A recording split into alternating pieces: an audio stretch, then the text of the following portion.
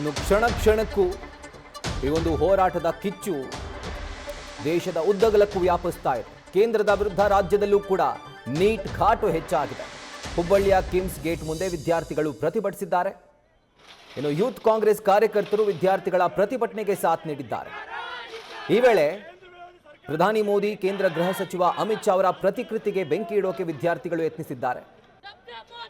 ಆಗ ಪೊಲೀಸರು ತತ್ಕ್ಷಣಕ್ಕೆ ಅವರನ್ನ ತಡೆದಿದ್ದಾರೆ. ಆ ಸಂದರ್ಭದಲ್ಲಿ ಪ್ರತಿಭಟನಾಕಾರರು ಹಾಗೂ ಪೊಲೀಸರ ಮಧ್ಯೆ ಈ ಒಂದು ಪ್ರತಿಭಟನೆಯ ಕಾವು ಮತ್ತಷ್ಟು ಹೆಚ್ಚಾಗಿತ್ತು. ಮಾತಿನ ಚಕಮಕಿ ನಡೆದಿದೆ, ಹೈ ಡ್ರಾಮಾ ನಡೆದಿದೆ.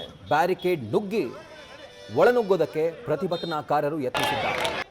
ಹುಬ್ಬಳ್ಳಿಯಲ್ಲಿ ಕಂಡುಬಂದಂಥ ಪ್ರತಿಭಟನೆಯ ಕಿಚ್ಚಿದು. ಹುಬ್ಬಳ್ಳಿಯಲ್ಲೂ ಕೂಡ ಕೇಂದ್ರ ಸರ್ಕಾರದ ವಿರುದ್ಧ ಘೋಷಣೆಗಳು ಮೊಳಗ್ತಾವೆ ಅಂತಂದರೆ ಈ ಒಂದು ಪ್ರತಿಭಟನೆ ಕ್ಷಣ ಕ್ಷಣಕ್ಕೂ ಇದರ ವ್ಯಾಪ್ತಿಯನ್ನು ಗಮನಿಸಿ ಆ್ಯಂಡ್ ಯಾವ ರೀತಿಯಾಗಿ ಇದು ವ್ಯಾಪಿಸ್ತಾ ಇದೆ ಅನ್ನೋದನ್ನು ಕೂಡ ನಾವು ಗಮನಿಸಬೇಕಾಗುತ್ತೆ. ಹುಬ್ಬಳ್ಳಿಯಲ್ಲಿ ಪೊಲೀಸರು ಹಾಗೂ ಪ್ರತಿಭಟನಾಕಾರರ ಮಧ್ಯೆ ಕೆಲಕಾಲ ತಳ್ಳಾಟ ನೂಕಾಟ ಕೂಡ ಏರ್ಪಟ್ಟಿತ್ತು. ಹುಬ್ಬಳ್ಳಿಯ ಕಿಮ್ಸ್ ಗೇಟ್ ಮುಂಭಾಗ ವಿದ್ಯಾರ್ಥಿಗಳು ಪ್ರತಿಭಟಿಸ್ತಾ ಇದ್ರು. ಇವರಿಗೆ ಯೂತ್ ಕಾಂಗ್ರೆಸ್ ಕಾರ್ಯಕರ್ತರು ಕೂಡ ಸಾಥ್ ನೀಡಿದರು. ಘೋಷಣೆಗಳನ್ನು ಕೂಗಿದ್ದಾರೆ ಕೇಂದ್ರ ಸರ್ಕಾರದ ವಿರುದ್ಧ, ಪ್ರಧಾನಿ ಮೋದಿ ಅವರ ವಿರುದ್ಧ, ಅಮಿತ್ ಶಾ ಅವರ ವಿರುದ್ಧ. ಆ್ಯಂಡ್ ಈ ಒಂದು ಸಂದರ್ಭದಲ್ಲಿ ಕೆಲ ಕಾರ್ಯಕರ್ತರನ್ನ ಹಾಗೆ ವಿದ್ಯಾರ್ಥಿಗಳನ್ನು ಪೊಲೀಸರು ವಶಕ್ಕೆ ಪಡೆದಿದ್ದಾರೆ.